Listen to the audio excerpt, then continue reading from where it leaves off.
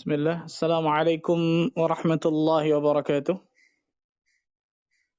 Innal hamdalillah nahmaduhu wa nasta'inuhu wa nastaghfiruh wa natubu ilayh wa na'udzu billahi min shururi anfusina wa min sayyiati a'malina. Man yahdihillahu fala mudilla lahu wa man yudlil fala hadiya lahu.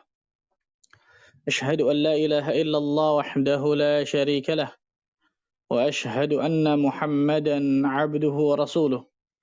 Salawatullahi wa salamuhu alaihi نبينا وحبيبنا محمد صلى الله عليه وعلى آله وصحبه وسلم. قال الله تعالى في كتابه الكريم: يا أيها الذين آمنوا اتقوا الله حق تقاته ولا تموتن إلا وأنتم مسلمون أما بعد. Ikhwatal iman rahimani wa rahimakumullah, saudara-saudariku sekalian yang mudah-mudahan Allah Azza wa Jalla selalu berikan keberkahan dalam kehidupannya. Alhamdulillah, kita bersyukur kepada Allah Rabbul Izzati wal Jalala Rabbul Alamin yang telah memberikan berbagai macam kenikmatan dan karunia kepada diri kita semua, sehingga pada kesempatan malam hari yang berbahagia ini Allah Subhanahu wa taala masih terus melimpahkan berbagai macam nikmat dan karunia kepada diri kita, dari nikmat iman, nikmat sehat, nikmat aman, nikmat waktu luang, dan nikmat-nikmat yang lain yang manusia tidak akan pernah sanggup untuk dapat menghitung nikmat-nikmat tersebut, saking banyaknya, luar biasa. Maka menjadi kewajiban bagi diri kita untuk selalu memuja dan memuji Rabbul Alamin, untuk selalu lisan kita basah memuji Allah Azza wa Jalla, mengucapkan kalimat tauhid, mengucapkan kalimat thayyibah, itu kalimat-kalimat yang baik seperti alhamdulillah dan seterusnya. Karena banyak kita lihat orang-orang di luar sana, Allah Azza wa Jalla sudah berikan berbagai macam kenikmatan luar biasa, tapi untuk mengatakan alhamdulillah dalam satu hari pun tidak dia lakukan. A'udzubillah min dzalik. Padahal Allah Azza wa Jalla dengan tegas mengatakan dalam ayat yang insyaallah taala kita hafal bersama ayat ini. La in syakartum la azidannakum wa la in kafartum inna 'adzabi lasyadid. Jika kalian bersyukur kepada Allah Azza wa Jalla, maka Allah Azza wa Jalla akan menambah nikmat kepada kalian. Kalian bersyukur kepada kami, kata Allah, kami akan tambah nikmat kepada kalian. Ini janji Allah Azza wa Jalla jelas. Tapi penambahan nikmat yang Allah berikan kepada kita bukan hanya sekedar materi, perhatikan. Nikmat itu banyak, luar biasa, bukan hanya sekedar fulus, bukan hanya sekedar materi, uang, tapi banyak bentuknya. Tapi ingat kata Allah Azza wa Jalla, kalau kalian kufur kepada kenikmatan yang kami berikan kepada kalian, ingat azabku sangat pedih, kata Allah. Azabku sangat dahsyat, inna azabi lasyadid. Bahkan Abdullah bin Mas'ud radhiyallahu ta'ala ketika menafsirkan ayat ya ayyuhalladzina amanu taqullaha haqqa tuqatih, wahai orang-orang yang beriman, bertakwalah kalian kepada Allah dengan sebenar-benar takwa. Kata-kata haqqa tuqatih, sebenar-benar takwa, diartikan oleh beliau ada tiga. Yang pertama, an yuta'a wa la yu'sa.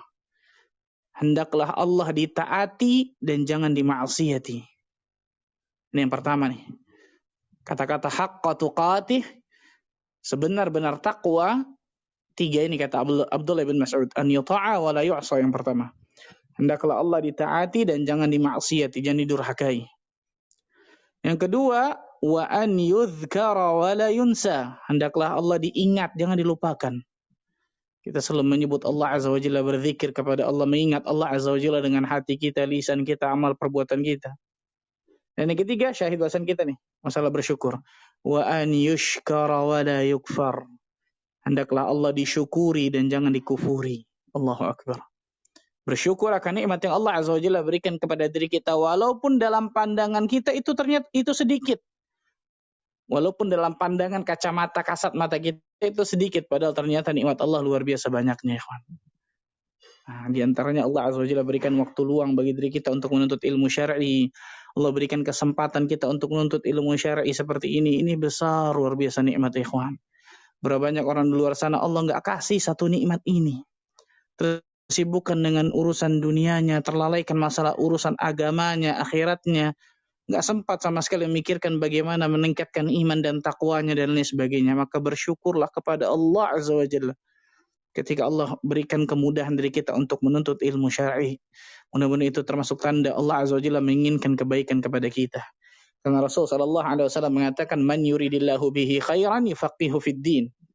Barang siapa yang Allah Azza wa Jalla inginkan kebaikan kepada dirinya, maka Allah fahamkan dirinya tentang masalah agamanya. Allahu Akbar. Mudah-mudahan kita termasuk golongan hamba-hamba Allah yang Allah ingin kebaikan kepada diri kita semua. Allahumma amin. Salat dan salam semoga tercurah kepada Rasulina al-Amin, Nabi Muhammad sallallahu alaihi wasallam.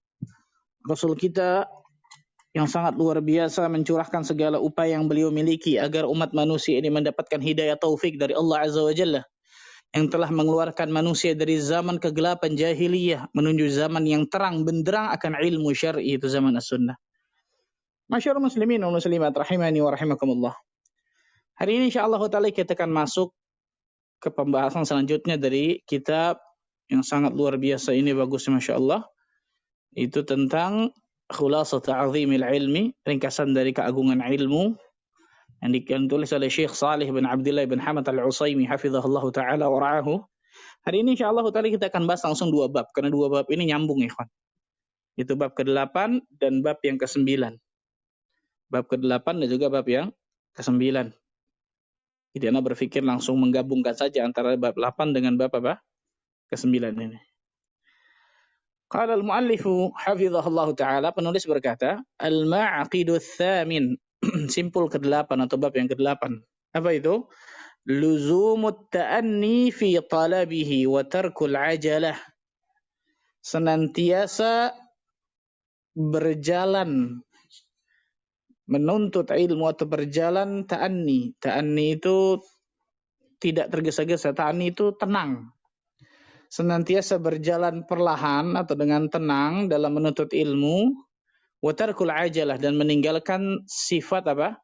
Tergesa-gesa atau terburu-buru dalam menuntut ilmu. Ini simpul yang keberapa? Simpul yang ke-8. Kemudian simpul yang ke-9, al-ma'qidut tasi', kenapa saya sambungkan? Karena nyambung nih.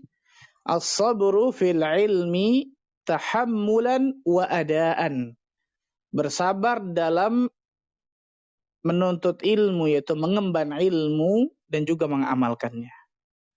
Nah, ini makanya saya katakan nyambung antara dua bab ini nih, 8 dan juga apa? Ke-9. Penulis mengatakan, in tahsil al-ilmi la yakunu jumlatan wahidah. Sesungguhnya, kata beliau, inna tahsil al-ilmi la yakunu jumlatan wahidatan. Sesungguhnya ilmu itu nggak mungkin bisa diraih secara sekaligus semuanya gitu. Kenapa? Idzil qalbu yad'uf an dzalik. Karena hati ini lemah dari hal tersebut. Jadi nggak mungkin kita bisa dapatkan langsung brok gitu sekaligus ilmu luar biasa dari A sampai Z nih. Belajar sebentar langsung jadi Syekhul Islam gitu. Seperti apa? Seperti Syekhul Islam Ibnu Taimiyah, nggak mungkin, mustahil itu. Nah, sesungguhnya ilmu itu nggak bisa diraih secara sekaligus langsung semuanya. Kenapa? Karena hati manusia lemah. Wa inna lil ilmi fihi thiqalan ka thiqalil hajar fi yadi hamilihi. Dan sesungguhnya kata beliau nih, ilmu ini memiliki thiqal, rasa berat atau beban. Seperti apa? Ka thiqalil hajari fi yadi hamilihi. Seperti beban sebuah batu yang ada pada tangan seseorang yang menggenggamnya. Kalau batu itu besar, kan kita akan berat untuk mengangkatnya, betul ya? Bahkan kalau batu itu kecil sekalipun, tapi kalau kita genggam lama, segenggaman misal, lama-lama kan akan berat, betul ya? Nah, ilmu ini memiliki beban, kata para ulama. Seperti layaknya sebuah batu yang ada pada tangan seseorang yang sedang menggenggam batu tersebut. Allah tabaraka wa ta'ala berfirman, ketika Allah ingin memberikan wahyu kepada Nabi kita Muhammad sallallahu alaihi wasallam dalam surah Al-Muzammil ma'ruf ini. Inna sanulqi 'alaika qawlan thaqila. Sesungguhnya kami, kata Allah, akan memberikan kepadamu qawlan thaqila, perkataan yang berat. Allahu akbar. Apa itu? Wahyu Al-Qur'anul Karim. Al-Qur'an dan As-Sunnah, jelas, subhanallah. Allah Azza wa Jalla akan berikan kepada Nabi kita Muhammad sallallahu alaihi wasallam qawlan thaqila, perkataan yang berat. Perkataan yang berat. Maka beliau mengatakan, wa idza kana hadza wasful Qur'an al-muyassar kama qala Allah Ta'ala, Fama dhannu bighairihi minal ulum. Maka apabila demikian sifat Al-Quran, yang kita tahu bersama bahwa Al-Quran ini sudah dimudahkan oleh Allah Azza wa Jalla, seperti Allah sebutkan dalam surah Al-Qamar ayat 17, kemudian ayat 21, betul ya. 4 kali Allah Azza wa Jalla mengulang ayat ini. Walaqad yassarna al-Qur'ana lidzikri fahal min muddakir, dan sungguh kami telah memudahkan Al-Qur'an untuk mengambil pelajaran. Siapa yang mengambil pelajaran? Dia. Allah mengatakan, "Inna sanulqi 'alaika qawlan tsaqila." Sesungguhnya kami akan memberikan kepadamu ya Muhammad perkataan yang apa? Berat. Allah mengatakan Al-Qur'an ini perkataan yang berat, wahyu, kan gitu. Kalau Al-Qur'an saja kata beliau yang sudah dipermudah oleh Allah Azza wa Jalla sebagaimana Allah Azza wa Jalla firmankan dalam Al-Qur'an, maka bagaimana dengan ilmu-ilmu yang lain? Bisa difahami insyaallah ya. Kalau Al-Qur'an saja yang sudah jelas Allah katakan walaqad yassarnal Qur'ana lidzikri fahal min muddakir, sungguh telah kami mudahkan Al-Qur'an. Telah dimudahkan oleh Allah. Tapi Allah katakan qaulan tsaqila, perkataan yang berat untuk diterima, subhanallah. Bagaimana dengan ilmu-ilmu yang lain? Allahu akbar. Dan dari sini juga bisa kita lihat bagaimana proses turunnya Al-Qur'anul Karim kepada Nabi Muhammad sallallahu alaihi wasallam kan bukan langsung brok, betul ya? Bukan jumlatan wahidah. Langsung 30 juz, langsung 1 hari. Enggak. Betul ya? Kurang lebih selama berapa? 23 tahun lamanya kurang lebih ya. Selama 23 tahun lamanya, 22 tahun sampai 23 tahun lamanya turun kepada Nabi kita Muhammad sallallahu alaihi wasallam, bayangkan. Dan sungguh proses diturunkannya Al-Qur'an ini menjadi pelajaran besar bagi diri kita semua nih, subhanallah. Kenapa kok Al-Qur'an ini enggak turunkan sekaligus kepada Nabi kita Muhammad sallallahu alaihi wasallam, padahal Allah Azza wa Jalla Maha mampu jelas. Allah tabaraka wa taala berfirman di dalam surah Al-Furqan. Di dalam surah Al-Furqan, surah 25, Al-Furqan. Sebentar, saya lupa ayatnya. Di dalam surah Al-Furqan, Allah tabaraka wa taala berfirman, subhanallah, sebentar, temu ayat tadi. Allah Azza wa Jalla mengatakan dalam surah Al-Furqan, nanti insyaallah kita cari ayat.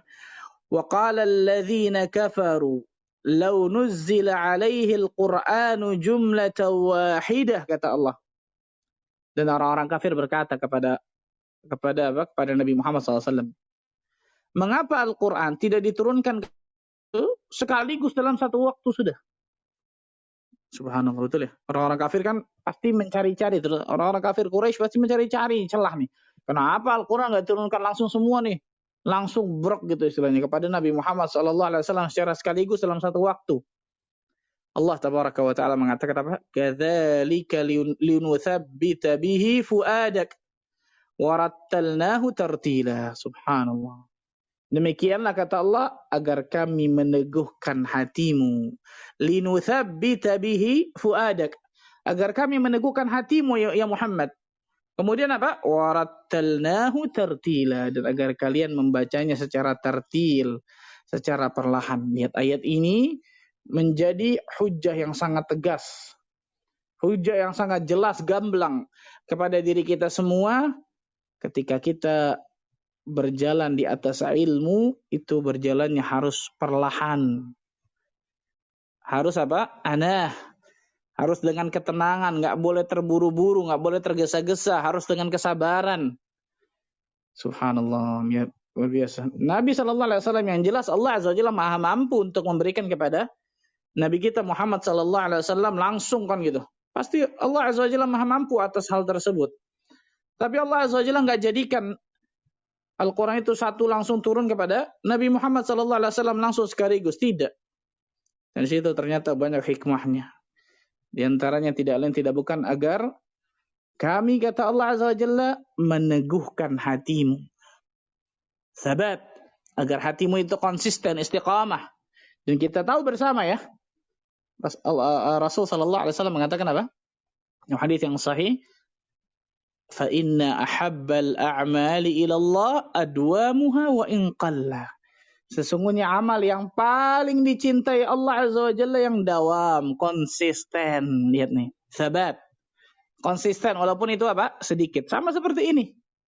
Al-Quran diturunkan kepada Nabi kita Muhammad SAW sedikit, tapi konsisten. Ternyata itu ada hikmah besar untuk meneguhkan hati Nabi Muhammad SAW. Subhanallah. Sama seperti ketika kita beramal saleh, ikhwan. Ketika kita beramal saleh, ada istilah apa? Naik gunung. Wah, semangat luar biasa, Masya Allah. Dari A sampai Z luar biasa tuh. Naik gunung luar biasa. Tapi setelah itu apa yang terjadi? Turun gunung. Bukan cuma turun gunung, nyungsep ke sumur, bayangkan. Na'udzubillah min dzalik. Nah, ini di antara amalan yang dawam, konsisten walaupun itu sedikit. Syekh Abdul Muhsin Al-Abbad Al-Badr hafizahullah taala mengatakan di antara hikmah seseorang, amal yang dawam, konsisten itu lebih baik walaupun sedikit daripada amal yang banyak tapi hanya musiman saja. Silatum billah la yaqta', kata beliau. Hubungan seorang hamba dengan Rabb-nya itu nggak pernah putus. Betul ya? Kalau kita selalu melakukan amalan konsisten, walaupun itu sedikit tuh, maka hubungan seorang hamba Allah Azza wa Jalla kepada Allah itu insyaallah ta'ala nggak pernah putus tuh. Dan yang kedua kata beliau, fa innal mauta baghdatan. Kematian itu datangnya tiba-tiba, kata beliau. Diharapkan ketika seseorang merengguh sakratul maut, dia sedang melakukan amal ibadah yang dia konsistenkan tersebut, kata beliau. Allahu Akbar. Hafizahullah ta'ala. Ini katakan Syekh Abdul Muhsin Al-Abbad Al-Badr hafizahullah ta'ala, ayah dari Syekh Abdul Razak hafizahullah ta'ala. Itu tentang masalah hal tersebut. Nah, maka saya katakan kita kembali tadi. Ayat yang tadi itu merupakan jadi apa? Jadi hujjah agar senantiasa berjalan perlahan dalam menuntut ilmu. Jadi belajar itu apa? At-tadarruj. Belajar itu tadarruj. Step by step kalau kata orang, betul ya? Naik satu tangga, naik tangga kedua, tangga ketiga, keempat. Bukan langsung naik tangga kelima, tangga ke-10, ke-15, 20. Enggak, satu demi satu. Bertahap demi bertahap. Dan nggak boleh terburu-buru. Ketika orang terburu-buru dalam belajar, biasanya kemudian juga dia akan terburu-buru dalam futur tuh. Betul ya? Dia terburu-buru, saya mau dapatin semua nih, datang ke sini, ini. Akhirnya ketika nggak ngaji, belas benar-benar hilang ngajinya. Betul ya? Dan itu yang terjadi. Subhanallah. Nah, ini penting tentang masalah hal ini, ikhwan. Ketika seseorang benar-benar apa? Perlahan-lahan dalam menuntut ilmu itu jauh lebih baik, yang jelas konsisten ya, itu jauh lebih baik daripada kemudian apa? Dia menuntut ilmu secara tergesa-gesa, langsung kemudian banyak luar biasa, tapi kemudian tidak mendapatkan apa-apa, di antara tidak sabar, di antara naudzubillah min dzalik. Di antara tidak sabar, naudzubillah hasanal afiyah. Nah, masyaallah muslimin wal muslimat rahimani wa rahimakumullah. Penulis juga mengatakan, beliau mengatakan di sini, wa muqtada luzumut ta'anni wat tadarruj. Dan beliau mengatakan kandungan dari berjalan perlahan dan bertahap dalam menuntut ilmu itu ada banyak. Sebenarnya kemarin sudah kita bahas sedikit demi sedikit, tapi beliau mengulang lagi nih.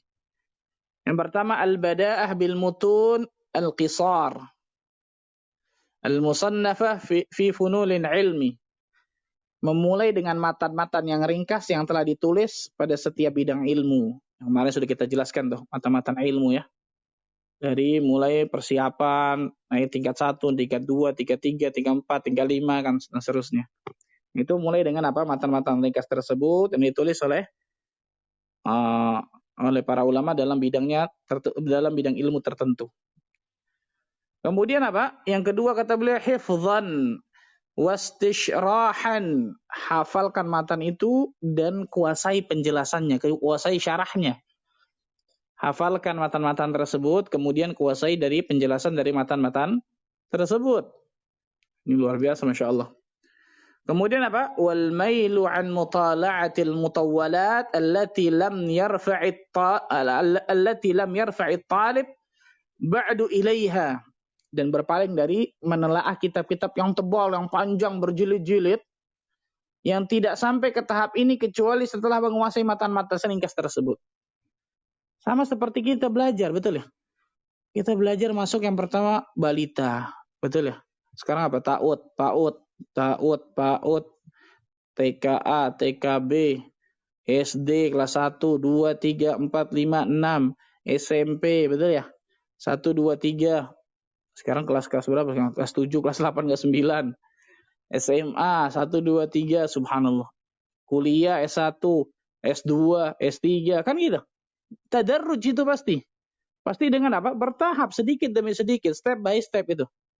Nggak mungkin anak SD dikasih pelajaran anak SMA, nggak mungkin. Nggak mungkin, mustahil, subhanallah. Bahkan para ulama sampai mengatakan apa? Ta'amul kibar summus sigar.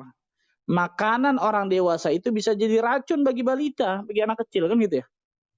Yang belum bisa ngunyah, belum bisa makan apa-apa, anak kecil, anak bayi, dikasih makanan orang dewasa, bisa jadi racun, bisa memudaratkan, kan gitu. Nah, itu sama kata para ulama. Ketika orang baru belajar, jangan kemudian berlaga langsung kemudian apa? Langsung kitab-kitab yang mutawwalat, yang panjang, yang tebal, dan sebagainya. Baru satu kali pertemuan pusing palanya. Udah nggak datang lagi selamanya habis itu. Ini bukan seperti ini caranya kata para ulama. Ada cara-cara yang diajarkan oleh para ulama tentang masalah hal ini tadi. Tadi matan-matan yang ringkas, yang matan-matan ringkas tersebut dihafalkan, kemudian dikuasai syarahnya dari penjelasan seorang guru yang kompeten dalam bidangnya. Kemudian apa? Baru berpaling ke kitab-kitab yang kecil. Baru nanti subhanallah. Sama seperti seseorang belajar fikih misal. Nggak mungkin ketika dia baru belajar fikih, langsung dihadapkan dengan fikih muqaranah misal. Fikih perbandingan mazhab. Kan pasti puyang itu. Kita belajar sholat misalnya nih. Awal-awal kan gimana? Takbiratul ihram begini, rukun sholat ada sekian dan lain sebagainya. Nggak mungkin langsung rukun sholat nih ulama khilaf. Ada sekitar segini-segini. Khilafnya seperti ini nih. Tahrir mahal niza'nya seperti ini. Waduh, pusing itu pala pasti. Nah, itu bit tadarruj. Pasti itu bisa dapatkan dengan apa? Dengan bertahap. Dengan pelan-pelan, dengan sabar dalam menuntut ilmu tersebut. Barang siapa kata beliau yang menerjunkan dirinya untuk menelaah kitab-kitab yang panjang, lebar, luar biasa besarnya, tebalnya, maka biasanya itu akan memudaratkan dirinya. Itu biasanya akan memudaratkan apa? Dirinya. Ternyata ada orang yang melampaui batas di dalam belajar. Subhanallah, bayangkan kata beliau nih. Ada orang-orang yang tajawuzul i'tidal fil ilmi rubbama adda ila tudayyi'ihi. Subhanallah. Melampaui batas dalam belajar yang ujung-ujungnya mengantarkan kepada hilangnya ilmu itu sendiri. La ilaha illallah. Karena nggak tahu dalam tariqatul ilm, nggak tahu dalam belajar ilmu seperti apa awalnya, akhirnya kemudian melampaui batas yang menjadikan ilmu itu ternyata dia nggak dapat apa-apa. Na'udzubillah min dzalik. Nah, ini yang dikatakan tadi apa? Perkataan Syekh Abdul Karim Ar-Rifai, seorang ulama di kota Damaskus di negeri Syam ini, ta'amul kibar summus sigar. Makanan orang besar itu bisa jadi racun bagi anak yang masih kecil atau balita. Maka di sini pentingnya kesabaran dalam menuntut ilmu. Kesabaran dalam menuntut ilmu. Harus sabar. Wajib sabar. Kalau nggak ada kesabaran, waduh bahaya luar biasa. Kalau nggak ada kesabaran, sangat luar biasa bahayanya. Ini pentingnya ketika seseorang bersabar dalam menuntut ilmu. Sebagaimana yang sudah pernah kita sebutkan dari syair Imam Syafi'i rahimahullahu taala, ya akhi, lan tanala al-ilma illa bi sittatin. Wahai saudaraku, engkau tidak bisa mendapatkan ilmu kecuali dengan 6 hal. Apa saja itu? Zakaun, kecerdasan, wa hirsun, semangat, wajtihadun, sungguh-sungguh, wa bulghatun, ada bekal, wa irsyadu ustadzin atau suhbatu ustadzin, ada bimbingan dari seorang guru, wa tulu zamanin, yang terakhir, waktunya panjang, masanya panjang. Harus apa? Sabar. Harus sabar dalam menuntut ilmu syar'i. Kalau seseorang tidak ada kesabaran dalam menuntut ilmu syar'i, ini bahaya luar biasa. Yang ada ujung-ujungnya akan meninggalkan ilmu tersebut. Bahkan yang lebih parah, na'udzubillah min dzalik, dia tahu akan satu ilmu, tapi ilmu tersebut malah memudaratkan dirinya dunia akhirat. Sabar. Sabar jelas, subhanallah.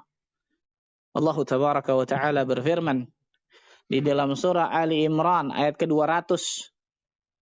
Surah Ali Imran ayat ke-200. Ya ayyuhalladzina amanu isbiru wasabiru warabitu wattaqullah la'allakum tuflihun.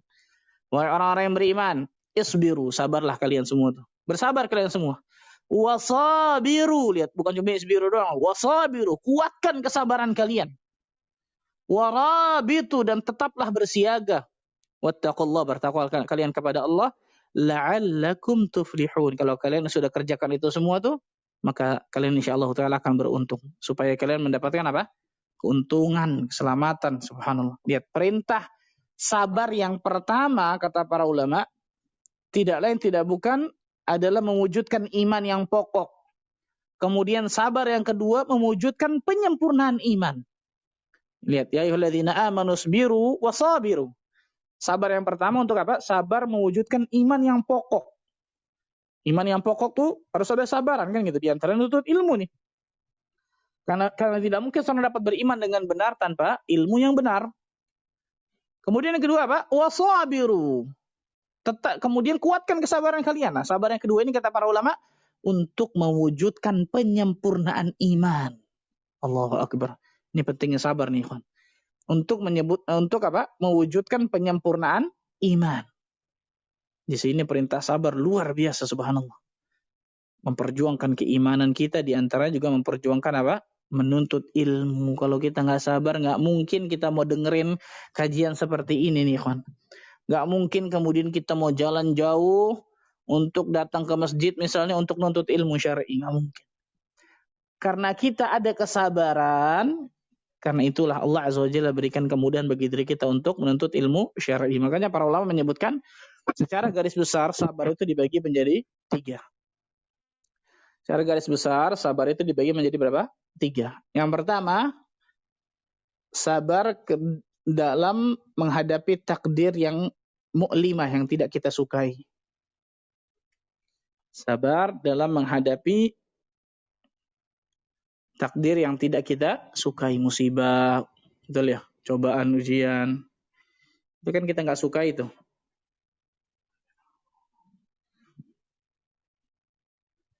Itu yang pertama.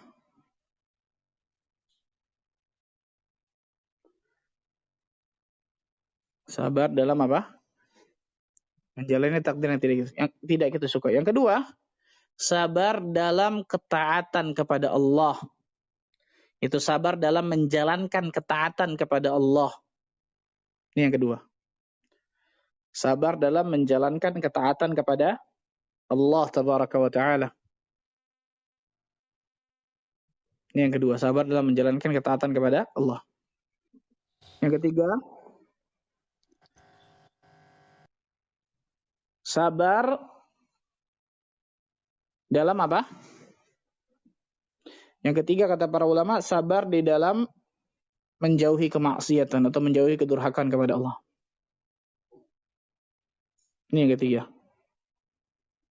Sabar dalam menjauhi kemaksiatan atau menjauhi kedurhakaan atau menjauhi perbuatan dosa kepada Allah.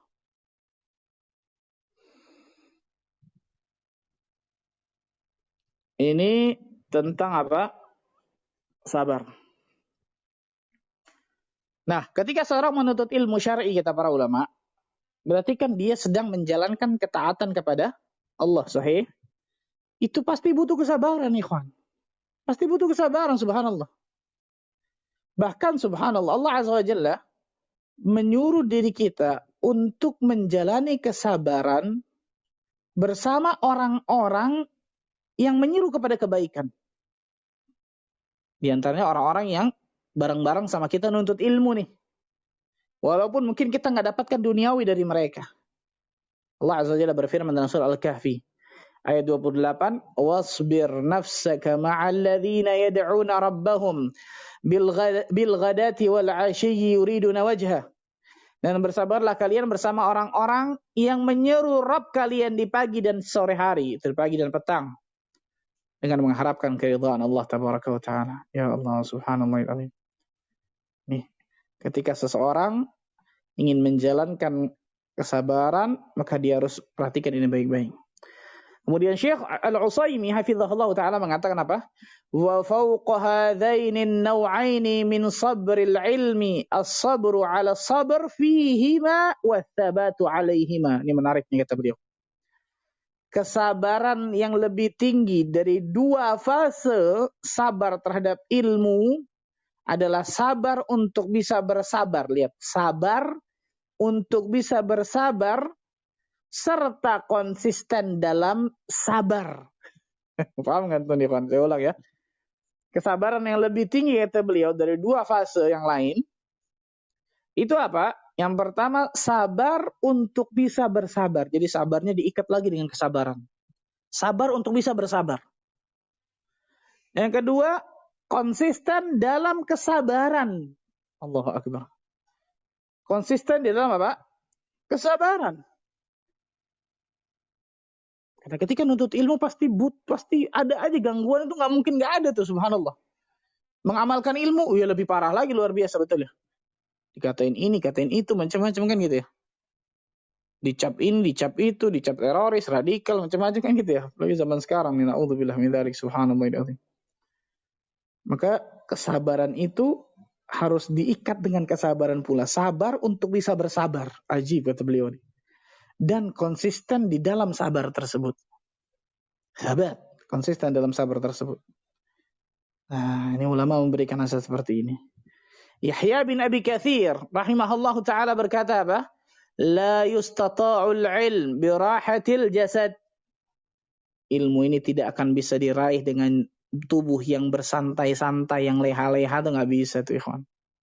Nggak bisa benar-benar. Kalau kita ingin dapatkan ilmu yang benar, maka jangan harap kecuali benar-benar kita harus apa? Manjadda wajada.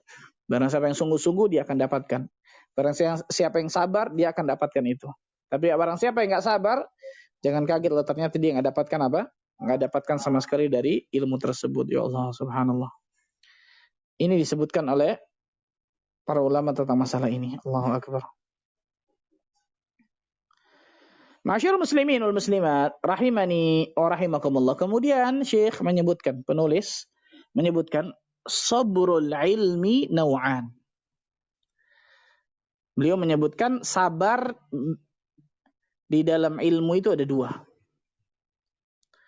Sabar dalam ilmu itu ada dua. Yang pertama kata beliau,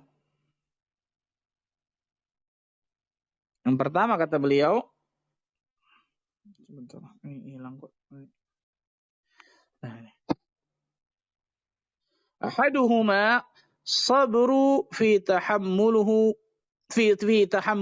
wa akhdhihi. Sabar dalam mengemban ilmu dan mengambilnya. Yang pertama nih. Sabar dalam mengemban ilmu dan mengambilnya. Itu dalam mencari ilmu, jelas dalam mencari ilmu, dalam mengambilnya. Contohnya apa? Al-hifdz yahtaj ila sabr. Menghafal butuh kesabaran. Wal fahmu, memahami butuh kesabaran. Apalagi hudur majalis ilm, hadir di majelis ilmu butuh kesabaran. Belum juga kita jelaskan wa ri'ayatu haqqi syekh, memperhatikan hak-hak guru butuh kesabaran. Karena guru ini pasti macam-macam, betul ya? Ada yang sifatnya begini, ada yang begini, ada yang begini, ya sabar. Kalau kita yang nggak sabar, kita yang rugi. Makanya para ulama salaf terdahulu, ada aja yang guru-guru macam-macam. Al-A'mash rahimahullah ta'ala ketika beliau ngajar, bayangkan nih, kalau beliau ngajar itu ludahnya, air liurnya itu muncrat-muncrat dari mulutnya. Ini disebutkan oleh para ulama hadis tentang masalahnya. Al-A'mash ma'ruf luar biasa, thiqah fil hadis, thiqah fil rawi. Al-A'mash ini luar biasa, tabaqat yang luar biasa tingginya nih. Kalau ngajar, berarti kalau yang depannya itu basah semua tuh. Kalau beliau ngajar, Allah rahimahullah ta'ala rahmatan wasi'ah.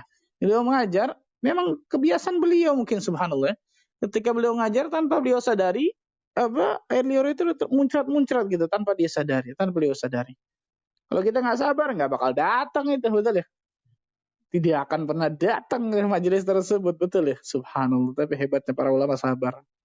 Lihat sabar dalam mengemban ilmu, menuntut ilmu dan juga mengambilnya. Yang kedua kata beliau, Wa naw'u tsani sabr fi adaihi wa bathihi wa tablighi ila ahlihi. Yang kedua, sabar dalam mengamalkannya, menyebarkannya, menyampaikannya kepada manusia. Jadi kalau orang sudah punya ilmu, perhatikan baik-baik ini, harus ada yang dia sedekahkan dari ilmunya. Bahkan sebagian ulama mengatakan harus ada yang dia zakatkan dari ilmunya. Maksudnya zakatkan di sini bahasa ulama adalah apa? Harus ada yang dia dakwahkan kepada manusia. Balighu anni walau ayah. Sampaikan dariku walaupun hanya satu ayat. Perhatikan nih, karena banyak kita orang-orang yang berilmu kok nggak mau nyampein ilmu, ini salah ini. Kalau orang di luar sana ahlul dalal wal bid'ah wal ahwa, orang-orang yang sesat di sana luar sana, orang-orang yang pengekor hawa nafsu.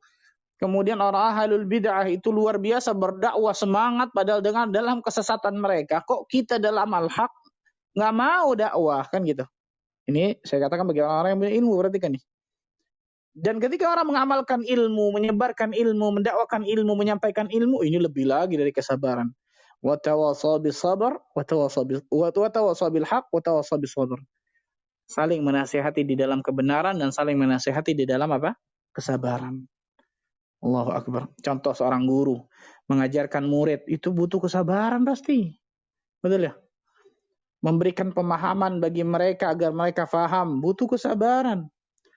Kemudian ada kekurangan dari murid tersebut, kekeliruan dari murid tersebut, butuh kesabaran lagi. Allahu akbar. Allah subhanahu wa ta'ala. Yang lebih berat kata para ulama dari kedua kesabaran tersebut adalah tadi as-sabat, al-istiqamah. Konsisten atau istiqamah dalam menjalankan kedua kesabaran ini. Konsisten dalam mencari ilmu, mengemban ilmu, mengambil ilmu, dan konsisten dalam mengamalkan ilmu, menyebarkan ilmu, menyampaikan ilmu kepada halayak ramai, kepada manusia. Mengamalkan berarti bagi diri sendiri, menyebarkan, menyampaikan, mendakwahkan baru bagi orang lain. Nah, yang lebih berat apa? Istiqamah atau konsisten dalam dua kesabaran ini. Orang yang konsisten dalam menjalankan ilmu, itu dalam mencari ilmu, kemudian mengemban ilmu, mengambilnya, begitu juga mengamalkannya, menyebarkannya, mendakwahkannya, mereka akan dapatkan berbagai macam keutamaan yang luar biasa, subhanallah. Luar biasa, Masya Allah. Nah, ini disebutkan oleh para ulama tentang masalah ini. Nah, kita akan sebutkan secara ringkas, Ikhwan. Kita akan sebutkan secara ringkas beberapa faktor yang menjadikan seseorang itu bisa berhasil dalam proses belajar. Beberapa faktor, secara ringkas ya, saya nggak jelaskan secara panjang lebar. Beberapa faktor yang harus diperhatikan bagi para penuntut ilmu kalau ingin berhasil dalam proses belajarnya. Yang pertama,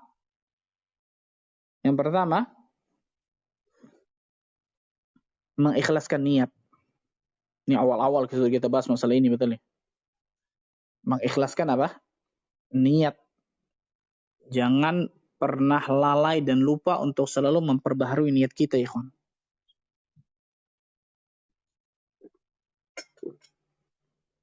Yang kedua, memulai dengan pelajaran yang ringan sebelum yang berat. Memulai dengan pelajaran yang apa? Ringan sebelum yang berat. Nah, mungkin seseorang baru belajar, kemudian belajar kitab Ar-Risalah Imam Syafi'i, Usul Fikih. Waduh, itu luar biasa beratnya, kawan. Atau kitab-kitab yang Aqidah Tadmuriyah mungkin lain sebagainya. Waduh, berat. Yang kedua, memulai dengan pelajaran ringan, baru kemudian yang sedang, yang berat, kan gitu.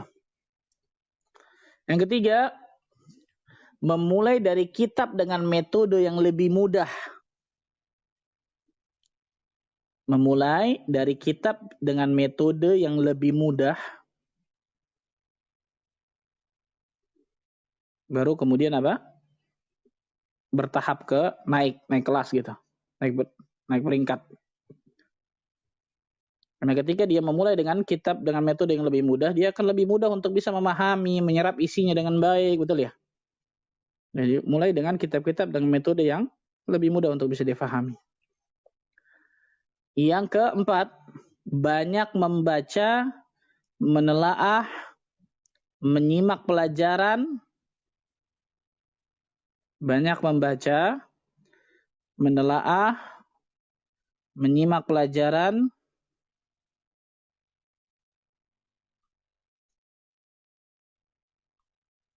dan menyiapkan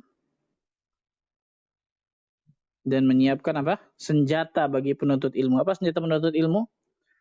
Buku, betul ya? Apa pena dan sebagainya, Al-Qur'an, sampingnya mungkin sebagainya. Kamus bahasa Arab kalau memang itu sebagainya. Nah, ini banyak membaca, menelaah, banyak menyimak pelajaran dan menyiapkan apa? Senjata penuntut ilmu, dalam kurung buku, pena, kamus dan lain sebagainya. Yang kelima, mengulang-ulang bacaan. Mengulang-ulang bacaan dengan teliti. Mengulang-ulang bacaan dengan apa? Dengan teliti. Bisa jadi Ustadz ketika menyampaikan menyebutkan faedah, betul ya?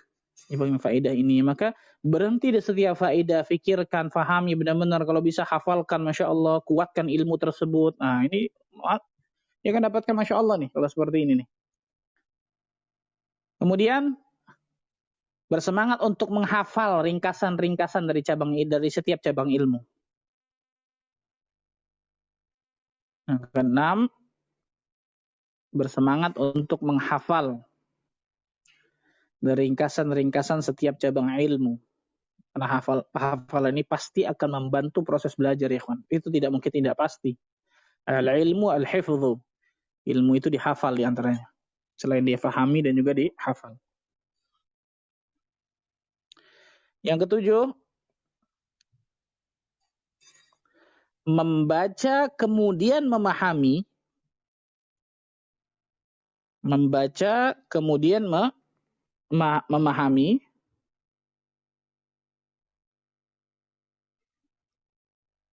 Dan jika ada yang kurang faham, bertanya kepada orang yang lebih faham. Kepada teman mungkin, yang di samping kanan kiri kita, kepada guru langsung mungkin nanya, kan gitu ya.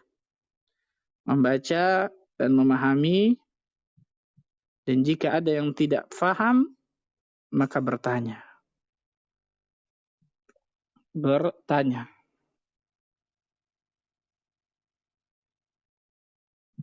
Selanjutnya, memurajaah ilmu. Memurajaah apa? Ilmu, baik murajaah bacaan kita, murajaah hafalan kita, murajaah tulisan kita, murajaah dari kajian ustadz, mungkin ada di YouTube atau di mana dan sebagainya. Memurajaah, sering memurajaah. Jadi jangan sibukkan diri kita dengan hal-hal yang enggak berguna, tapi ini diantaranya murajaah. Dan yang terakhir, kedua terus sebelum terakhir sebenarnya, mengamalkan ilmu. Selanjutnya ini mengamalkan ilmu yang telah didapat. Baru yang terakhir, berdoa kepada Allah. Mengamalkan ilmu yang telah didapat, kemudian terakhir apa? Berdoa kepada Allah. Ketika kita jalankan kiat-kiat ini, maka insyaAllah ta'ala Allah Azza wa Jalla akan berikan kemudahan bagi diri kita untuk mendapatkan ilmu yang bermanfaat. Wallahu ta'ala alam bishawab. Silakan mungkin ada pertanyaan. Oke. Masya Allah, ibarik fiik Ustaz. Jazakumullah khair atas ilmu yang telah antum sampaikan. Dan teman-teman, kita alhamdulillah telah dimudahkan untuk menyelesaikan materi di sesi pertama, materi kajian materi. Dan selanjutnya kita masuk ke soal jawab bersama guru kita. Dan bagi teman-teman yang ingin bertanya, silakan menekan tombol raise hand-nya dan nanti bisa bertanya langsung kepada Ustadz dengan pertanyaan yang singkat dan padat, atau bisa menuliskan pertanyaannya di kolom back channel. Ya, demikian. Selanjutnya kita persilakan kepada Pak Saleh. Tafadhol, bertanya kepada Ustaz. Ya, alhamdulillah. Syukron, akhi. Assalamualaikum warahmatullahi wabarakatuh, Ustaz. Waalaikumsalam warahmatullahi wabarakatuh. Ustaz, pengarang buku, kita semua dan kaum muslimin selalu dalam lindungan Allah Subhanahu wa taala, memperoleh rahmat dan ampunan dari Allah Subhanahu wa taala. Ustaz, kalau kita datang ke masjid, ya, menjelang sholat Isya, kita awal datang ke masjid. Jadi dengan niat ya untuk merojaah ilmu, memperdalam, membaca kitab sendirian di masjid sambil menunggu waktu Isya, apakah itu termasuk klasifikasi menuntut ilmu yang akan memperoleh faedah-faedah ilmu seperti dimudahkan ke surga, mendapat pahala seperti jihad dan umroh dan sebagainya. Dan apakah itu pernah dilakukan oleh para sahabat Nabi atau kaum salaf? Syukran, jazakumullah khair. Afwan ya, barakallahu fikum. Nah, jelas itu termasuk menuntut ilmu ya. Bahkan bukan hanya di masjid, ketika di rumah pun ketika seseorang mengulang-ulang ilmu yang telah dia dapat, membaca, menghafal, menulis, mendengar dan lain sebagainya, ilmu agama ya. Maka itu termasuk dalam menuntut ilmu, di antaranya seperti ini kajian online, betul ya?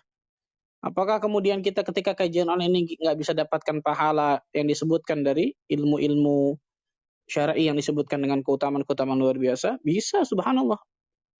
Insyaallah ta'ala kita akan dapatkan itu, subhanallah. Apalagi qadarullah di sekarang kondisi masih pandemi dan sebagainya kan kita, subhanallah. Maka kita bisa dapatkan itu, apalagi kemudian di masjid, masya Allah. Di rumah Allah, baitullah, subhanallah.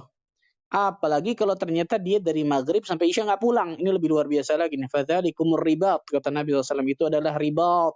Ribat itu diantara bentuk jihad di jalan Allah Azza wa Jalla, itu menjaga perbatasan antara kaum muslimin dengan kafir. Itu ribat. Menunggu satu sholat dengan sholat yang lain di masjid. Kemudian menunggunya, mengisinya dengan hal-hal yang bermanfaat, menambah keimanan dan lain sebagainya. Di antara menuntut ilmu seperti ini. Entah dia baca kitab, entah kemudian dia memurajah hafalan, entah kemudian dia membaca tulisan dari kajian yang memang dia ulang-ulang lagi, faedahnya dan lain sebagainya. Maka jelas itu mendapatkan ilmu luar biasa, masya Allah, dan keutamaan-keutamaan ilmu yang disebutkan dalam Al-Quran juga As-Sunnah. Wallahu a'lam bishawab. Barakallahu fikum. Jazakumullah khairan, barakallahu fikum. Ya, baik, barakallah. Dan selanjutnya kepada Akhrakan Tafadol. Yang bertanya kepada Ustaz. Assalamualaikum warahmatullahi wabarakatuh. Semoga Ustadz Bazer dan semua kru kajian oleh Allah Subhanahu wa taala, dan juga semoga umat muslim dan juga khusus yang hadir di sini diberikan istiqomah dalam menuntut ilmu dan juga istiqomah di atas manhaj yang benar. Amin ya rabbal alamin. Saya nggak mau tanya Ustaz, saya bukannya mau nanya Ustaz, tapi hanya ingin menambahkan saja tadi barusan ayat yang tadi kurang di surat Al-Furqan tadi yang dibilang sama Ustaz tadi, yang wa qala allazina kafaru laula nuzila alaihi al-Qur'an, itu di ayat 32. Masya Allah, jazakallah khair, barakallah fiik. Ayat ke-32 betul tuh ikhwan. Tolong catat, tadi lupa nyarinya tuh. Surat Al-Furqan ayat 32. Jazakallah khair, barakallah fiik. Wa fikum barakallah. Syukran. Afwan. Ya, barakallahu fikum Akhrakan. Dan selanjutnya kepada ukhti sister Tafadol. Assalamualaikum warahmatullahi wabarakatuh. Ahwan Ustadz, ana izin bertanya perihal tadi proses belajar agar kita berhasil adalah dengan cara kita mempelajari kitab-kitab yang mudah. Kitab-kitab yang mudah ini seperti apa Ustadz contohnya? Jazakallahu khair, barakallahu fiik Ustadz. Nah, kitab-kitab yang mudah dari para ulama, setiap klasifikasinya itu berbeda-beda. Kemarin sebenarnya sudah kita sebutkan tentang masalah kitab-kitab yang dihafal dari mutun Talibil Ilm yang ditulis oleh Syekh Abdul Muhsin Al-Qasim, Imam dan Khatib Masjid Nabawi, itu kan yang sampai 6 tingkatan. Nah, di antaranya kalau kita nggak banyak ke situ, di antara masalah akidah yang mudah di antaranya Al-Usul Ats-Tsalatsah. Kitab Al-Usul Ats-Tsalatsah ini masalah akidah nih. Kitab Al-Usul Ats-Tsalatsah, kemudian Qawaidul Arba'. Jadi yang pertama 3 landasan utama, yang ini 4 kaidah. Qawaidul Arba'. Kemudian selanjutnya juga Nawaqidul Islam, pembatal-pembatal keislaman. Yang ketiganya ini semua kitab dari Syekh Muhammad ibn Abdul Wahhab At-Tamimi rahimahullah ta'ala. Kemudian setelah itu kitab Tauhid. Nah, ini masalah akidah semua ya, kita bahas masalah akidah dulu nih. Al-Usul Ats-Tsalatsah, Qawaidul Arba', kemudian Al-Usul Ats-Tsalatsah, kitab Tauhid. Kitab Tauhid pun karya dari Syekhul Islam Muhammad ibn Abdul Wahhab rahimahullah ta'ala. Itu masalah apa? Kitab-kitab tentang akidah. Ntar kalau naiknya berlanjut lagi akidah wasitiyah, berlanjut lagi tuh. Naik lagi akidah tahawiyah, naik lagi akidah tadmuriyah dan seterusnya. Itu masalah akidah. Kemudian masalah apa sekarang? Masalah fikih misal. Masalah fikih. Kita mau belajar fikih apa nih? Fikih madhab atau fikih qaul rajih kan gitu. Kalau fikih madhab macam-macam. Ada apa matan Abi Syuja kan gitu. Ada Safinatun Najah masalah tersebut. Kalau qaul rajih banyak Masya Allah. Kitab-kitab yang ditulis dikarang oleh para ulama yang sudah terjemahkan misal, atau ustaz-ustaz kita yang memang menulis seperti Ustaz Yazid bin Abdul Qadir Jawas ada tentang masalah sifat wudhu Nabi, sifat salat Nabi, ada Syekh Albani rahimahullah ta'ala juga ada sifat salat Nabi, Syekh Muhammad Shalih Utsaimin ada juga sifat salat Nabi, sifat wudhu Nabi pun ada kan gitu. Masalah ibadah nih, masalah fikih ibadah terutama ya. Mulai dari situ. Kemudian kalau kita punya harta banyak, jangan lupa untuk sifat zakat Nabi. Zakat itu seperti apa harusnya. Ketika Ramadan datang, sifat puasa Nabi kan gitu. Masalah fikih, masalah ibadah. Yang kita memang diperintahkan oleh Allah Azza wa Jalla untuk beribadah kepada Allah. Bagaimana kita bisa beribadah kepada Allah dengan benar tanpa ilmu? Nggak mungkin kita bisa belajar kecuali dengan yang benar kan tadi ya. Disebutkan beberapa kitabnya. Kemudian di antara juga tentang masalah adab dan akhlak. Di antara kitab Riyadhus Shalihin. Kitab ini yang kita pelajari nih. Khulasah Ta'zimul Ilm. Kitab astagfirullah apa namanya? Kitabul Ilmi Syekh Muhammad bin Shalih Utsaimin rahimahullah taala. Kemudian kitab Imam Az-Zarnuji. Di situ tentang masalah adab juga di situ dan banyak Masya Allah. Kemudian berlanjut lagi tentang masalah kitab yang lain apa? Lebih tinggi lagi nanti kitab Bulughul Maram. Kitab Bulughul Maram, kitab Umdatul Ahkam. Hadis-hadis yang berbicara tentang hukum-hukum, antaranya hukum fikih dan sebagainya kan gitu. Bulughul Maram, Umdatul Ahkam dan lain sebagainya. Kemudian kita masalah sirah, banyak sekarang ada fikih sirah. Syekh Abdul Karim bin Zaid siapa? Zaid bin Abdul Karim Az-Zaid kalau nggak salah, profesor doktor fikih sirah, sudah diterjemahkan ke bahasa Indonesia di Pustaka Darussunnah. Fikih sirah bagus luar biasa itu. Ada juga Al-Habib, itu juga sudah terjemahkan Masya Allah, lebih tebal lagi Masya Allah. Dan lain sebagainya tentang masalah kitab-kitab sirah. Antum bisa baca Ustaz Yazid punya buku tentang masalah ini. Kitab-kitab yang harus bagi seorang penuntut ilmu. Dalam buku beliau Menuntut Ilmu Jalan Menuju Surga, kalau anak nggak salah ingat. Nah, itu luar biasa Masya Allah, itu bagus banget Masya Allah. Beliau juga punya kitab tentang masalah adab penuntut ilmu. Di situ bisa kita buka, kita baca dan kita pelajari dari kitab-kitab tersebut. Dan kita beli, betul ya? Banyak orang ketika duduk di kajian ilmu Masya Allah, tapi untuk beli kitab malas nih. Waduh, mahal Ustaz. Mahal gimana subhanallah. Kalau nggak ada senjatanya seorang menuntut ilmu gimana subhanallah kan gitu. Kitab itu kenikmatan besar. Kalau kita punya kitab itu Allah Akbar, nikmat besar luar biasa ikhwan. Nikmat besar Masya Allah. Makanya para ulama itu ketika berta'amul, bermuamalah dengan kitab itu Masya Allah luar biasa nikmatnya. Sampai-sampai Imam Ibnul Jauzi sampai mengatakan apa? Ketika aku menemukan satu kitab yang tidak pernah aku temukan sebelumnya dari satu kitab bidang ilmu ini, itu lebih aku cintai daripada aku menemukan harta karun yang luar biasa besar. Bayangkan. Dan lain sebagainya, Masya Allah. Itu beberapa referensi kitab yang bisa kita miliki. Wallahu a'lam bishawab. Ya, baik Ustaz, Allah yabarik fiik. Izin membacakan pertanyaan tertulis Ustaz. Assalamualaikum warahmatullahi wabarakatuh. Ustaz, Ana membaca sebuah postingan dari salah satu guru kita. Beliau menceritakan ada seorang ulama cerdas yang malah meninggal dalam keadaan ateis. Kira-kira apa yang menyebabkan beliau murtad? Apa karena tidak ikhlas dalam berdakwah? Dan bagaimana kiat-kiat agar kita meninggal dalam keadaan Islam? Jazakallah khairan Ustaz. Nah, ini Syekh Abdullah Al-Qasimi, yang kata para ulama, kitab beliau ini sampai detik ini dipakai sama kitab-kitab para penuntut ilmu nih, sama kita penuntut ilmu. Abdullah Al-Qasim ini pintarnya luar biasa, Masya Allah, tabarakallah. Ini ketika zaman Syekh Sa'di kalau anda nggak salah ingat. Sampai-sampai para ulama mengatakan kitab yang ditulis oleh Abdullah Al-Qasim ini itu sebagai mahar untuk bisa mendapatkan surga Allah Azza wa Jalla. Saking luar biasa manfaat masalah nuntut ilmu tersebut, dari kitabnya tersebut. Dan kitabnya tersebut saya lupa judul ininya, tapi di antaranya membahas tentang masalah ateis dan lain sebagainya, untuk membantah mereka dan lain sebagainya. Dan tapi qadarullah, di sini pelajaran besar bagi diri kita semua. Yang pertama, yang namanya hidayah itu di tangan Allah tabaraka wa taala, hidayah taufik ini maksudnya. Sekelas ulama yang menulis kitab luar biasa bantahan kepada ateis, kemudian filsafat dan lain sebagainya, di akhir hayatnya mati dalam keadaan ateis. Bayangkan, na'udzubillah min dzalik, sallallahu alaihi. Bagaimana dengan kita?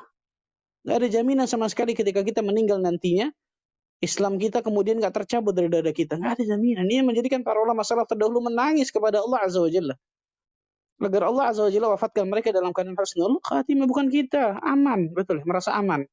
Sudah, Masya Allah, cukup dia buat dapatin surga. Kepedean ini, subhanallah. Betul itu, Abdullah Al-Qasim itu memberi pelajaran besar luar biasa, bahwa hidayah Allah Azza wa Jalla yang sangat luar biasa. Yang kedua, sebagian ulama mencari memang, kenapa ini Abdullah Al-Qasimi sampai seperti ini. Sebagian ulama mengatakan Abdullah Al-Qasimi ketika mengajar, kemudian menulis kitab dan sebagainya, ada sedikit seakan-akan perasaan ujub di hatinya. Perhatikan, ini bahaya ujub nih, kawan. Bangga akan dirinya, bangga akan kelebihannya, bangga akan amalannya, bangga akan ilmunya dan lain sebagainya. Sebagian ulama melihat dari ketika beliau ngajar atau penulis, ada sifat ini nih yang dimiliki oleh Abdullah Al-Qasimi. Bisa jadi kita para ulama, karena kita nggak tahu secara pasti ya, bisa jadi inilah yang menjadikan beliau kemudian di akhir hayatnya, na'udzubillah min dzalik, meninggal dalam keadaan ateis murtad, na'udzubillah min dzalik. Lihat, ini bahaya tentang masalah ujub, ikhwan. Ini bahaya. Ada seorang ulama juga, saya lupa, dikisahkan oleh Syekh Al-Utsaimin juga nih. Saya melihat di YouTube, ulama ini ketika mengajar, bayangkan ini syaitan loh, kan. Ini sekelas ulama, bayangkan loh. Ketika mengajar, terbesit dalam hatinya itu, tidak ada yang lebih alim di daerah ini, di kota ini kecuali saya nih. Dalam hatinya nih. Bayangkan, dalam hatinya tidak ada yang lebih alim tentang masalah ilmu fikih dan lain sebagainya, ilmu syar'i seperti ini di daerahku ini. Saya lupa di Basra apa di mana, kecuali diriku. Kalau nggak salah Imam Al-Mawardi ini, kalau nggak salah ingat. Syekh Utsaimin menyampaikan ini, saya dengar di YouTube. Maka tiba-tiba ada seseorang yang bertanya kepada imam ini, kepada syekh ini. Wahai imam, syekh, saya ingin tanya satu pertanyaan. Tanyalah orang ini. Ketika tanya dengan satu pertanyaan ini, tiba-tiba syekh atau imam tersebut nggak bisa jawab. Saya nggak tahu jawabannya ini. Bayangkan, saya tidak tahu jawabannya. Tiba-tiba salah satu muridnya ada yang nunjuk tangan. Ya syekh, pertanyaan ditanyakan orang ini, yang kemarin ditanyakan oleh orang yang lain sama sebenarnya. Tapi kenapa engkau nggak bisa jawab hari ini? Bayangkan. Pada saat itu, kalau anda nggak salah ingat, Al-Imam Al-Mawardi, kalau anda nggak salah ingat. Pada saat itu, Al-Imam langsung mengatakan, ya Allah, ini pasti karena dosa aku tadi ujub, nih sempat ujub dalam hatiku, menyangka bahwa tidak ada orang yang lebih alim di kota ini, di daerah ini, kecuali diriku nih. Sehingga Allah Azza wa Jalla berikan bala seperti ini. Bayangkan, pertanyaan yang baru ditanyakan baru kemarin sama orang yang berbeda, pertanyaannya sama. Kemarin bisa jawab, sekarang nggak bisa jawab. Allah Azza wa Jalla ingin tunjukkan tuh, apa yang kalian mau ujubkan, wahai manusia. Allahu Akbar, subhanallah. Nah, sebagian ulama menyebutkan ini diantara, bisa dikatakan diantara sebab penyebab Abdullah Al-Qasimi meninggal, na'udzubillah min dzalik, dalam keadaan kufur. Nasallallahu alaihi wa sallam. Wallahu a'lam bishawab. Ya, Ustaz, jazakumullah khairan atas jawabannya, dan selanjutnya kepada Akh Cakra, tafadhol. Hidupkan mic-nya. Assalamualaikum warahmatullahi wabarakatuh, Ustaz. Semoga Allah mencurahkan rahmatnya kepada kita semua, dan semoga antum semoga Allah selalu menjaga antum dan keluarga antum.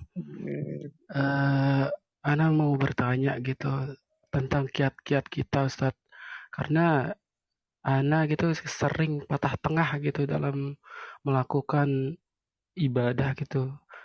Seperti misalkan ingin menambah hafalan gitu, atau ingin konsisten dalam sholat malam gitu. Kadang ana selalu patah tengah gitu. Berapa hari, satu bulan atau berapa hari berhenti, dan waktunya tuh kadang lama sekali. Kadang cuma berapa hari, kadang lama sekali gitu. Ada nggak kiat-kiat gitu supaya kita bisa gitu beribadah yang lama gitu, tapi kita tetap semangat gitu dan bisa menghafal gitu yang banyak dan kita tetap semangat. Itu aja, Ustaz. Naam. Barakallahu fikum. Naam, Masya Allah. Ini sama seperti Ana, sama seperti kita semua ya, betul ya. Ketika kita memulai dan sebagainya, kekonsistenan itu atau keistiqomahan itu memang luar biasa berat ya, kawan. Tidak mudah, Masya Allah. Itu yang namanya istiqomah itu di situ tuh. Para ulama sampai mengatakan al-istiqamatu khairum min alfi karamah. Istiqamah itu lebih baik daripada 1000 karamah yang Allah berikan kepada para wali-walinya. Bayangkan. Ketika Allah Azza wa Jalla berikan keistiqomahan kepada seorang hamba, itu jauh lebih baik daripada Allah berikan 1000 karamah kepada wali-walinya yang Allah cintai. Bayangkan. Itu beratnya istiqamah, ikhwan. Tapi sesuatu yang berat belum tentu tidak bisa, belum tentu tidak mungkin dilakukan. Sesuatu yang berat berarti di sini juga butuh apa? Butuh effort yang besar juga ya, kan gitu ya, agar bisa melakukan sesuatu yang berat tersebut. Nah, para ulama menyebutkan memang diantaranya. Yang pertama, tidak lain tidak bukan adalah selalu berusaha menjaga niat dan keikhlasan kita. Saya sudah ikhlas, Pak Ustaz. Menjaga keikhlasan, perhatikan nih. Menjaga keikhlasan atau menjaga niat kita. Bisa jadi awalnya kita sudah ikhlas, tapi kemudian karena keikhlasan kita sempat hilang atau sempat turun, menjadikan Allah Azza wa Jalla nggak mudahkan kita lagi. Ini menjaga namanya nih. Menjaga keikhlasan, menjaga niat agar selalu apa? Di jalan Allah Tabaraka wa Ta'ala. Ini nih, yang pertama nih. Karena keikhlasan itu menjadikan sesuatu yang mustahil bisa jadi mungkin itu. Bayangkan dengan keikhlasan, Masya Allah. Ini yang pertama. Yang kedua, kata para ulama, memulailah dengan sesuatu yang sedikit terlebih dahulu atau yang ringan terlebih dahulu. Contoh ketika ingin sholat malam. Mulailah dengan sesuatu yang ringan terlebih dahulu. Apa contohnya? Sebelum tidur. Mulai dari sebelum tidur dulu, kan gitu. Sebelum tidur ambil wudhu, sholat misalnya. Entah itu 2 rakaat, tutup 1, entah itu 3 rakaat, entah itu 2 rakaat, kemudian tutup 3 rakaat, apapun itu. Pokoknya sebelum tidur, misal nih. Itu insya Allah lebih mudah ya, daripada kemudian kita langsung bangun malam jam 2, langsung baca panjang, habis itu setahun lagi baru bangun. Maka jelas lebih bagus yang pertama kata para ulama, walaupun dia sebelum tidur, tapi terus dilakukan, dia konsistenkan. Nah tadi itu, ahabbul a'mali ilallah adwamuha wa in qalla. Amal yang paling dicintai Allah Azza wa Jalla yang dawam, konsisten, istiqamah walaupun itu sedikit. Hafalkan Al-Quran misal contoh. 1 hari misal 1 ayat, 2 ayat. 1 ayat, 2 ayat. 1 ayat, 2 ayat. Tapi konsisten. Menghafalnya konsisten, memurajaahnya konsisten terus. Itu jauh lebih baik daripada kemudian kita duduk, menghafalin langsung 1 halaman, 1 lembar. Banyak dapetin, murajaah banyak. Habis itu hilang. Wallahu alam di mana lupa naruh Al-Qurannya. Wah kacau kan ini. Nah, mulai dari sesuatu yang ringan terlebih dahulu, sedikit demi dulu itu. Sampai nanti kemudian naikin misal. Kalau sudah ini kayaknya sudah insya Allah mudah-mudahan bisa nih kayaknya. Naikin sedikit demi sedikit. Naikin lagi terus. Ini yang kedua. Yang ketiga, cari teman.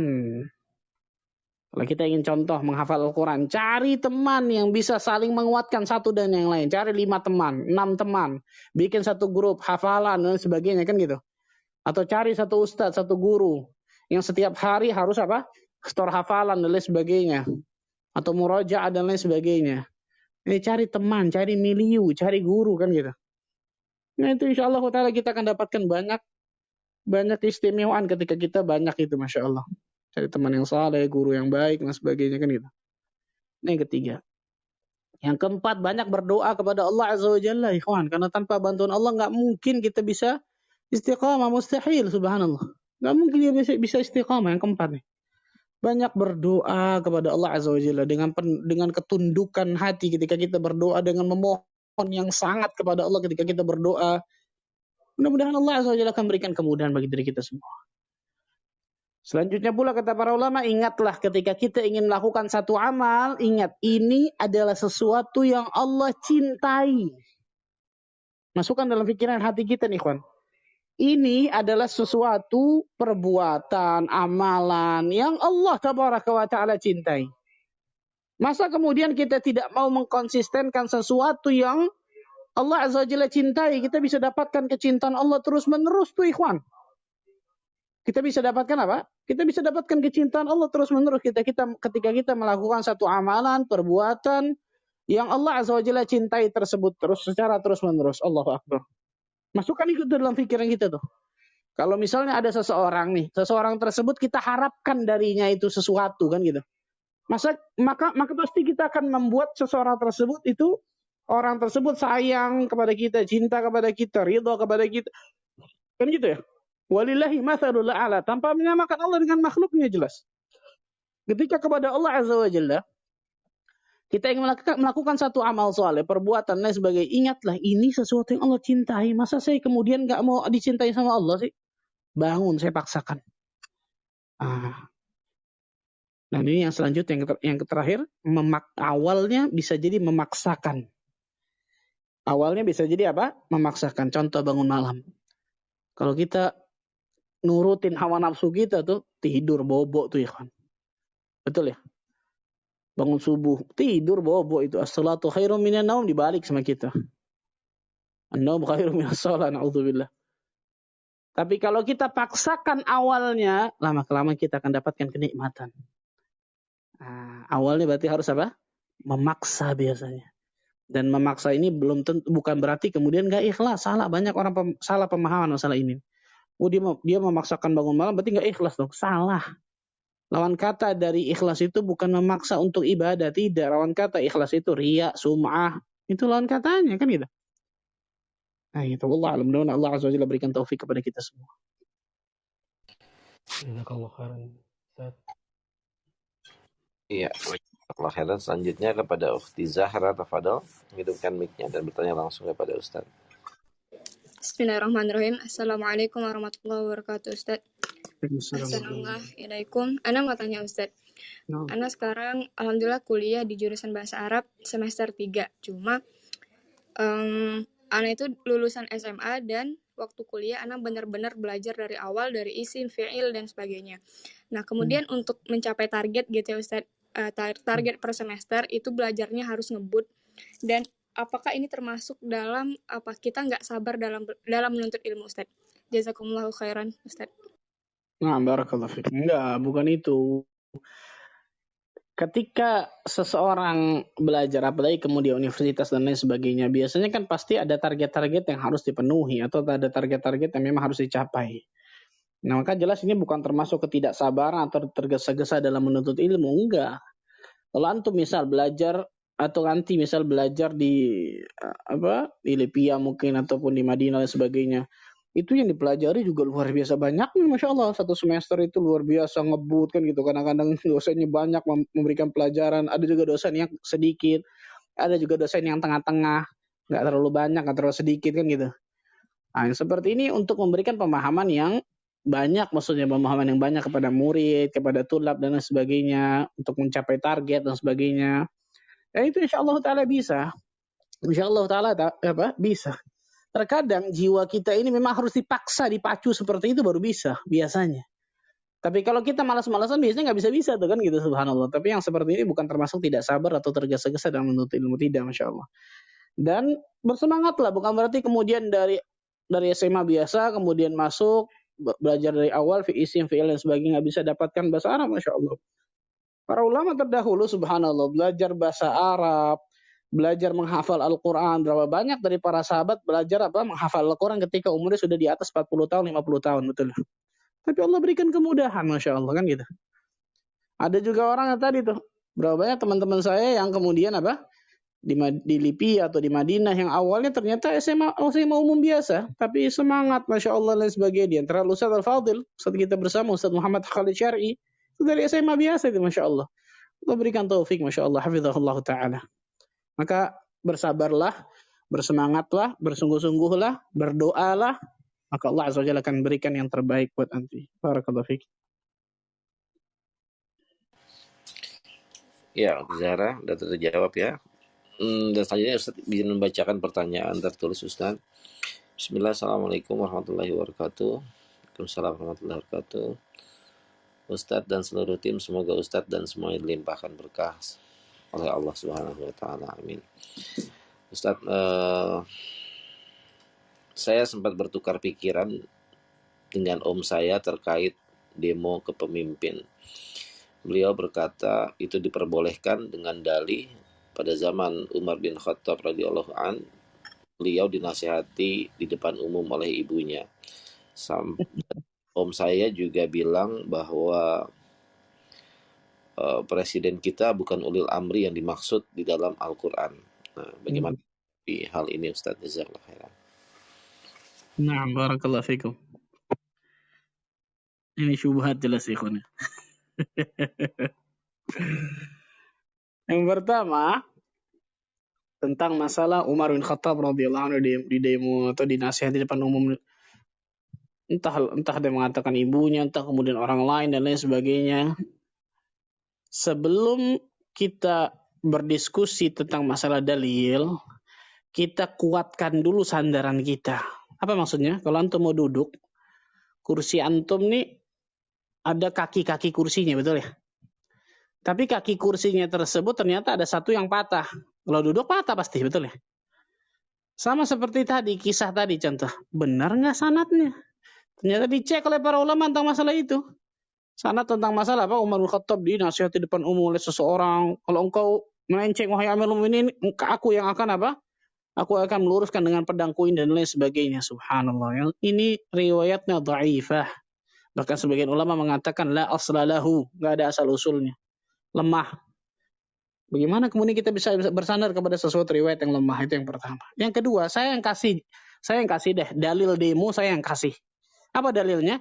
Dalilnya adalah di Sahih Bukhari ketika orang-orang Khawarij mendemo Utsman bin Affan radhiyallahu ta'ala. Itu dalil demo. Itu dalil demo orang-orang Khawarij dalam Sahih Bukhari, lihat subhanallah. Saya yang kasih, enggak usah cari macam-macam, saya yang kasih. Orang-orang Khawarij mendemo Utsman bin Affan. Awalnya niatnya yang pertama mau nasihati Utsman. Yang kedua sekalian mau haji. Bayangkan. Menasihati Utsman bin Affan datang dari Kufah, dari Basrah, sekalian ibadah haji. Kan gitu. Ke Mekah dulu baru setelah itu ke Madinah. Ingin nasihati, kemudian mendemo Utsman kan gitu. Apa yang terjadi? Singkat cerita, Utsman bin Affan terbunuh. Sahih? Utsman bin Affan, Dhunnur Rain. Pemilik dua cahaya, bayangkan. Yang kata Nabi SAW, Utsman fil jannah. Menantu Nabi SAW dari dua orang anak, luar biasa. Terbunuh. Yang niat awalnya ngapain? Nasihatin sekalian haji. Demo nih. Demonya Khawarij kepada Utsman. Bagaimana bisa dikatakan kemudian gak apa-apa? Na'udzubillah min dzalik. Belum kita bicara yang lain tuh. Tentang masalah kemadaratan yang timbul. La ilaha illallah, lebih parah lagi. Subhanallah. Betul ya? Nah, kalau dikatakan ulil amri presiden sekarang bukan ulil amri, kalau itu ulil amri siapa kalau gitu? Kalau itu ulil amri siapa kalau gitu? Para ulama mengatakan ketika menafsirkan ayat ya ayyuhalladzina amanu atii'u Allah wa atii'ur rasul ulil amri minkum. Memang para ulama berbeda pendapat tentang ulil amri di situ. Ada yang mengartikan ulil amri di situ adalah pemerintah, umara, ada yang mengartikan ulama kan gitu. Dan dua-duanya masuk kata para ulama. Dua-duanya masuk. Nah sekarang, kita sekarang di mana? Di satu negeri, yang negeri tersebut negeri Muslim, kan negeri Islam jelas, subhanallah. Kenapa digumandangkan azan, mengamalkan Islam gampang, mensyiarkan Islam luar biasa mudahnya. Negeri Muslim jelas negeri Islam. Kalau dikatakan enggak ini negeri kafir, ya berarti Anda harus hijrah dari negeri kafir. Karena hukum Islam itu hijrah dari negeri kafir ke negeri Muslim hukumnya wajib. Hijrah silahkan. Kan gitu harusnya. Orang seperti ini ya Allah, kita menghalalkan segala cara, mencari dalil kesana kemari luar biasa untuk menghalalkan sesuatu yang jelas-jelas tidak ada dalam syariat Islam. Nggak dikenal dalam syariat Islam tentang masalah itu. Gimana yang seperti ini, subhanallah. Tapi susah kalau kita bicara sama orang-orang seperti ini sulit. Kenapa? Karena biasanya mereka nggak pakai ilmu. Kita berdebat, berdiskusi dengan ilmu, pakai ilmu. Mereka dengan hawa nafsu, dengan perasaan, betul ya? Dengan kebanyakan manusia dan lain sebagainya. Dengan bawah hati.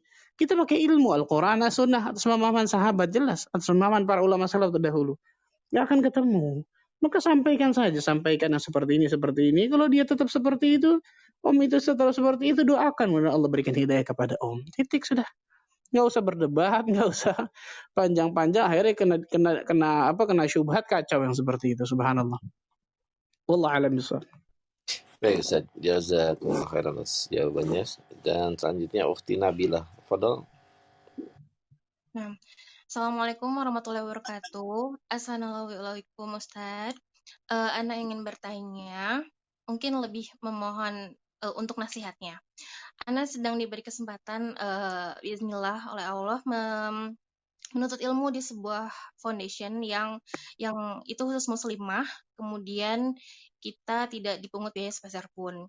Kita diajarkan tentang Islam secara garis besar benang merahnya, juga bahasa Arab dan tajwid. Awalnya Ana berpikir bahwa Ana butuh untuk banyak melakukan menuntut ilmu tentunya, untuk sebatas mengangkat kebodohan dalam diri Ana, kemudian untuk bisa bermajelis dengan kawan-kawan muslimah yang lainnya. Kemudian ada satu harapan di mana kelak kami bisa menjadi mungkin ustazah yang bisa ditanya oleh banyak perempuan di luar sana, gitu Ustaz. Ana sedang merasa khawatir apakah Ana mampu untuk mengajarkan, dan intinya apakah Ana mampu gitu Ustaz. Ada sedikit was-was dan keraguan. Mohon nasihatnya Ustaz. Naam. Barakallahu fiki. Yang pertama, ketika kita menuntut ilmu syar'i, ikhwan, yang paling pertama, awal-awal sebenarnya ketika kita membahas kitab ini, yang paling pertama ketika kita mengikhlaskan niat, ikhlas itu diantaranya tidak lain tidak bukan, ada niat yang kita masukkan apa itu? Yang pertama tadi mengangkat kebodohan pada diri sendiri. Yang kedua mengangkat kebodohan pada diri orang lain niatnya. Yang ketiga ihya'ul ilm, menghidupkan ilmu, menghidupkan agama Allah Azza wa Jalla. Kemudian yang keempat mengamalkan ilmu. Masukkan ini niat dulu nih. Masukkan niat ini dulu dalam hati kita. Kalau ketika kita berniat, ketika kita menuntut ilmu supaya nanti saya bisa dakwah ini dan sebagainya macam-macam sebagainya, tapi kita lupa, terlalaikan bagi diri kita sendiri, ini hati-hati nih. Bukan berarti nggak boleh dakwah ya, silakan subhanallah, tapi ditakutkan. Syaitan ini kan kadang-kadang seringnya pintar betul ya.